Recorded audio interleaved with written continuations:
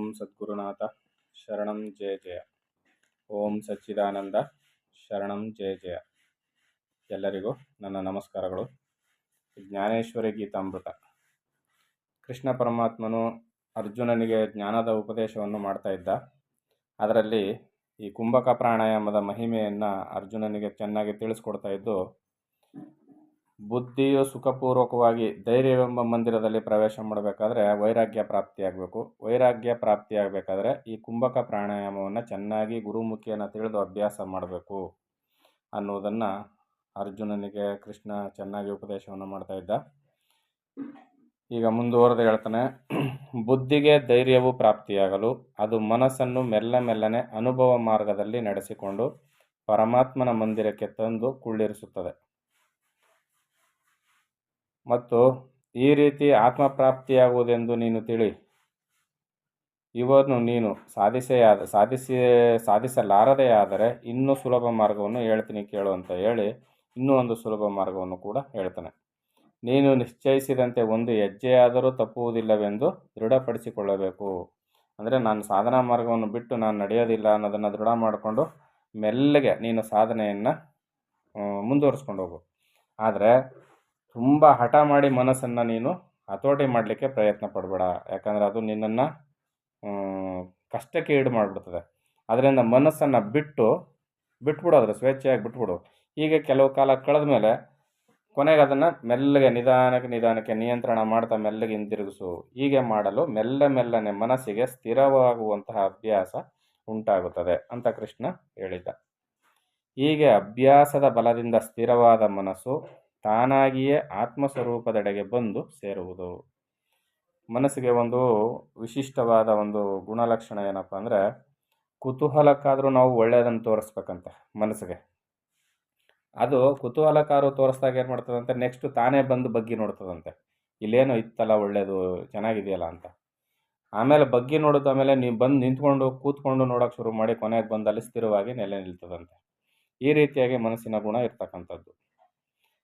ಆಗ ಸ್ವರೂಪವನ್ನು ಸೇರಿದ ಮನಸ್ಸು ದ್ವೈತ ರೂಪಿಯಾದ ಸಕಲ ಜಗದ್ಭಾವವನ್ನು ಮುರಿದು ಸಮಾಧಿ ಸ್ಥಿತಿಯಲ್ಲಿ ಮುಳುಗುವುದು.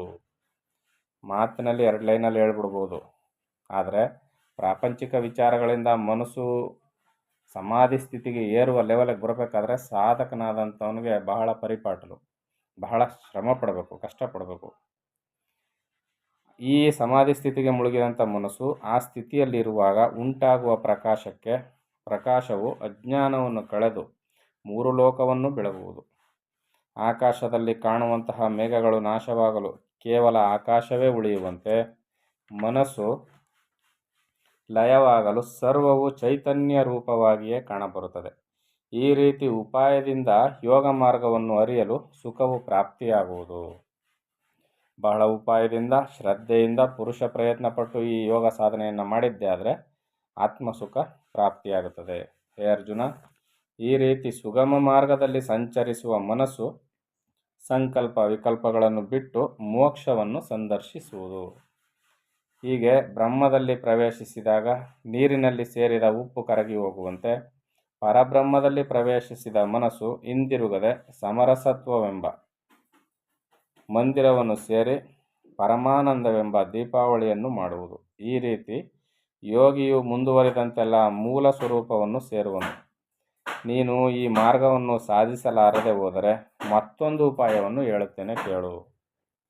ಕೃಷ್ಣ ಪರಮಾತ್ಮ ಒಂದೊಂದು ಹಂತದಲ್ಲಿ ಸಾಧಕರಿಗೆ ಅನುಕೂಲವನ್ನು ಮಾಡಿಕೊಡ್ತಾ ಇದ್ದಾನೆ.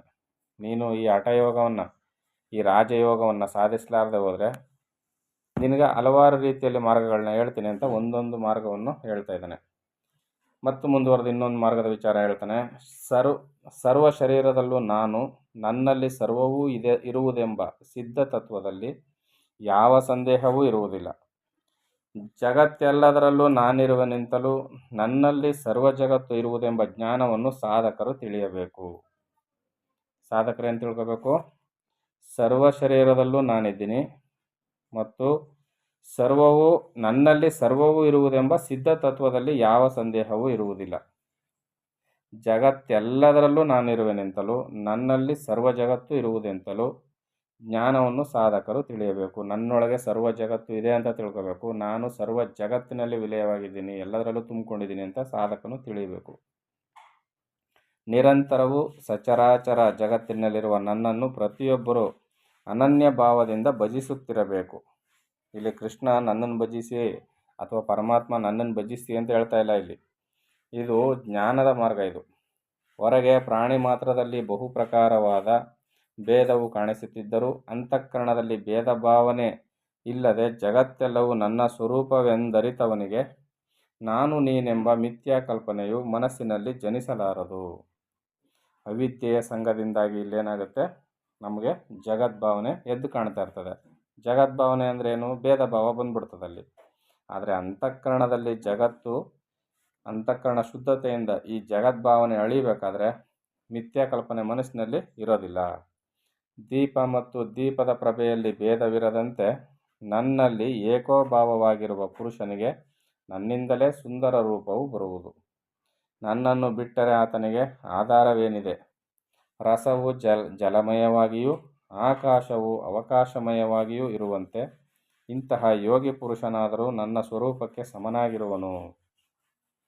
ಯೋಗಿಯಾದವನು ಪರಮಾತ್ಮನೇ, ಸಾಕ್ಷಾತ್ ಪರಮಾತ್ಮನ ಸ್ವರೂಪವೇ ಹೊರತು ಬೇರೆಲ್ಲ.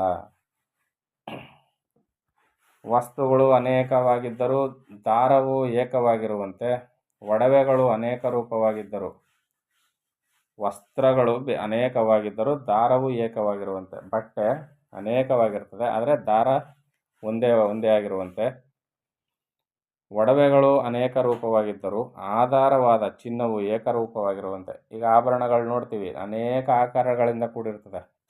ಅದಕ್ಕೆ ನಾವು ಬೇರೆ ಬೇರೆ ಹೆಸರುಗಳಿಂದ ಕರಿತೀವಿ, ಓಲೆ, ಜುಮ್ಕಿ ಇತ್ಯಾದಿಗಳೆಲ್ಲ ಕರಿತೀವಿ. ಆದರೆ ಏಕರೂಪವಾಗಿರ್ತಕ್ಕಂಥದ್ದಲ್ಲೇನು? ಚಿನ್ನವೇ. ಅದೇ ಥರದಲ್ಲಿ ವೃಕ್ಷದಲ್ಲಿ ಕಾಣಿಸುವ ಎಲೆಗಳು ಬೇರೆ ಬೇರೆಯಾಗಿದ್ದರೂ ಮೂಲವು ಒಂದೇ ಆಗಿರುವಂತೆ ಯಾವನು ಸರ್ವಭೂತಗಳಲ್ಲಿಯೂ ನನ್ನನ್ನು ನೋಡುವನೋ, 84 ಲಕ್ಷ ಜೀವರಾಶಿಗಳಲ್ಲಿಯೂ ಯಾರು ಪರಮಾತ್ಮನನ್ನೇ ನೋಡುವನೋ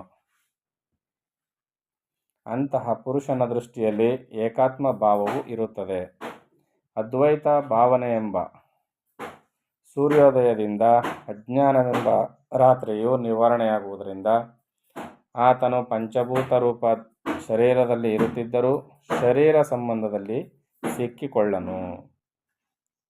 ಅನುಭವ ಬಲದಿಂದ ಸರ್ವವ್ಯಾಪಿಯಾಗಿರುವ ನನ್ನನ್ನು ತಿಳಿದವನು ಸ್ವಾಭಾವಿಕವಾಗಿ ವಿಶ್ವವ್ಯಾಪಿಯೇ ಆಗಿರುವನು. ಯಾವಾಗ ಆತ್ಮಜ್ಞಾನ ಪ್ರಾಪ್ತಿಯಾಗುತ್ತದೋ ಸರ್ವದರಲ್ಲಿಯೂ ನಾನಿದ್ದೀನಿ, ಎಲ್ಲವೂ ನನ್ನೊಳಗೆ ಇದೆ ಅಂತ ತಿಳಿತಕ್ಕಂಥ ಜ್ಞಾನಿ ಯಾವನಾಗ್ತಾನೋ ಅವನಲ್ಲಿ ಭೇದ ಭಾವ ಇರೋದಿಲ್ಲ. ಅವನು ವಿಶ್ವವ್ಯಾಪಿ ಆಗ್ತಾನೆ.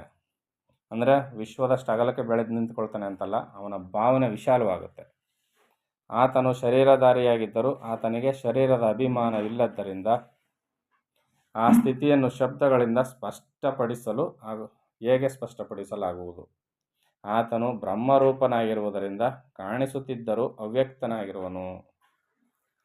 ಈ ರೀತಿಯಲ್ಲಿ ಕೃಷ್ಣ ಪರಮಾತ್ಮನು ಅರ್ಜುನಿಗೆ ಉಪದೇಶವನ್ನು ಮಾಡ್ತಾ ಇದ್ದ. ಮುಂದುವರೆದು ಹೇಳ್ತಾನೆ, ಈ ವಿಷಯದಲ್ಲಿ ನಾನು ಹೆಚ್ಚಾಗಿ ಹೇಳುವಂತಹ ಅವಶ್ಯಕತೆ ಇರದಿದ್ದರೂ ಸಾಧಕನಿಗೆ ಸ್ಥಾವರ ಜಂಗಮವಾದ ಈ ವಿಶ್ವವೆಲ್ಲವೂ ತನ್ನ ಸ್ವರೂಪವಾಗಿ ಕಾಣುವುದರಿಂದ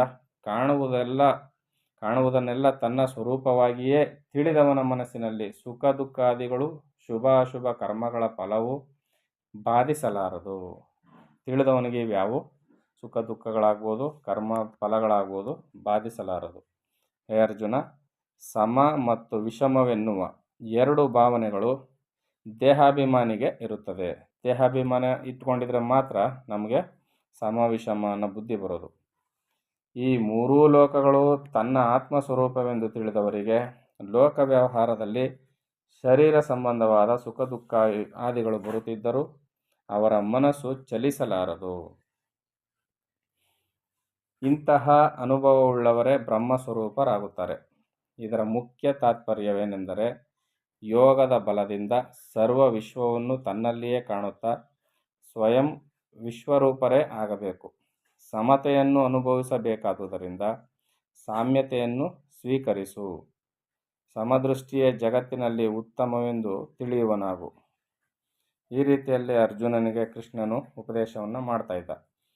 ಆಗ ಅರ್ಜುನನು ಶ್ರೀಕೃಷ್ಣನೊಡನೆ ಹೀಗೆಂದನು. ಅರ್ಜುನ ಏನು ಪ್ರಶ್ನೆ ಕೇಳ್ತಾನೆ ಅಂತ ಮುಂದಿನ ಆಡಿಯೋದಲ್ಲಿ ನೋಡೋಣ. ಎಲ್ಲರಿಗೂ ಒಳ್ಳೆಯದಾಗಲಿ. ಓಂ ಸದ್ಗುರುನಾಥ ಶರಣಂ ಜಯ ಜಯ. ಓಂ ಸಚ್ಚಿದಾನಂದ ಶರಣಂ ಜಯ ಜಯ. ಹರಿ ಓಂ ತತ್ಸತ್. ಹರಿ ಓಂ ತತ್ಸತ್. ಹರಿ ಓಂ ತತ್ಸತ್.